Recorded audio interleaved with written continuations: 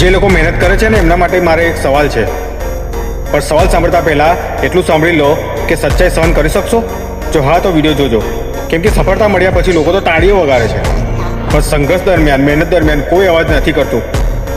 પણ જ્યારે તમે મોડા રાત સુધી મહેનત કરતા હોવ ત્યારે કોઈ નથી પૂછતું કે થાકી ગયા છો કે શું છે. પણ જ્યારે તમે સફળ થઈ જશો ને ત્યારે બધા જ કહેશે, અરે અમે તો પહેલી જ ખબર હતી, આ બધું જાણતા હતા પહેલેથી કે આ કંઈક તો કંઈક મોટું કરશે. પણ સાચી સચ્ચાઈ એ છે કે દુનિયા છે ને પરિણામને જુએ છે, પરિણામને સલામ કરે છે, પ્રયત્નને નહીં. તમે જ્યારે પડી જશો ને તો લોકો જોવા આવે છે, જ્યારે તમે ઊભા થશો ને તો ઊભા થાવ પછી લોકો જોડાવા આવશે. બરાબર છે? તો યાદ રાખજો, સફળતા મેળવવી મુશ્કેલ નથી. હા, સફળતા સુધી એકલું ચાલવું મુશ્કેલ છે.